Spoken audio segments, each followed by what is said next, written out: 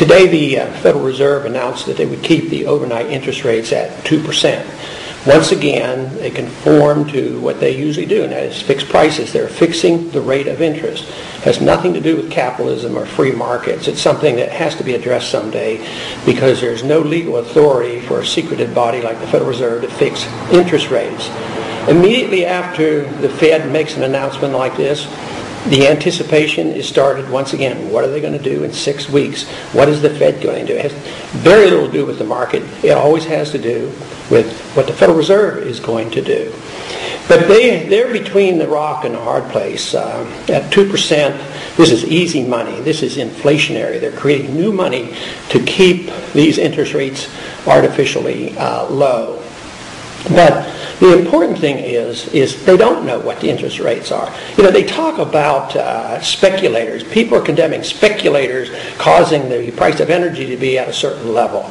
But the real speculators and the ones who are manipulating markets is the Federal Reserve because they have the power and the authority to fix rates. The market pricing of energy and these other items is very necessary and very important. It's completely different than allowing the Federal Reserve to set these interest rates. But the Fed is in a real bind because if they raise interest rates right now and say there's too much inflation, the economy slows up. If they lower the interest rate, it weakens the dollar and accelerates the inflation. 2% is where they are right now, and the story is they'll wait till after the election, they'll play the political game, and after the election they'll raise the rates and bring on the suffering and the recession necessary to correct all the mistakes made by previous Federal Reserve activities. But they're claiming still that there's not too much inflation. They're a little bit worried about it. But, 2 or 3% by the CPI is not all that bad, they claim. But the truth is, if you measure the CPI the old way, the way the Federal Reserve used to measure it, we find out that inflation is 11 or 12%. So the people know this. The cost of living is going up rapidly, and it's very hard for them to compensate. But what they fail to talk about constantly, whether it has to do with the Federal Reserve or all the business stations around, they don't talk about the money supply. What's the money supply doing? Well, if you look at the official statistic, not too bad. It's not growing rapidly.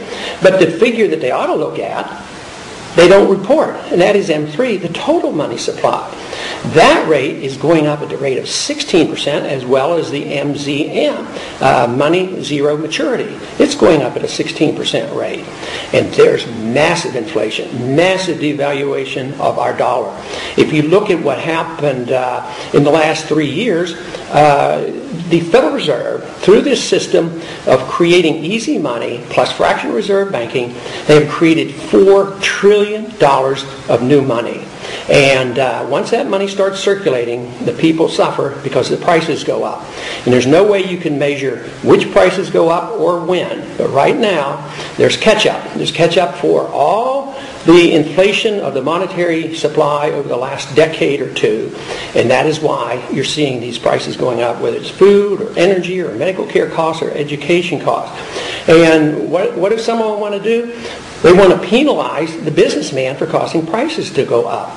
But they don't want to talk about the real cause of inflation. If you're worried about $4 a gallon gasoline, you better worry about an $8 a gallon of gasoline because they're still inflating. One of the reasons why they have to inflate is because we have an irresponsible Congress that won't cut any spending. We had a supplemental bill that went through here, and we increased domestic spending as well as military spending with money when we don't even have it. We sent out checks just recently to help the economy. We don't have that money. We can't borrow it because the foreigners are less likely to loan to us these days. So what do? We send the treasury bills and the bonds over to the Fed, and the Fed creates money out of thin air, and then we wonder why our prices are going up. So we live in an age that is very dangerous, and it's coming to an end, and we have to understand monetary policy, and we can't accept the idea and the notion that a secretive Federal Reserve system knows what the proper interest rates ought to be. So this is just another step continuously, and the people in the Congress never challenging the monetary system that we have. The sooner we challenge the system and realize why gasoline prices go up, the better off we'll be.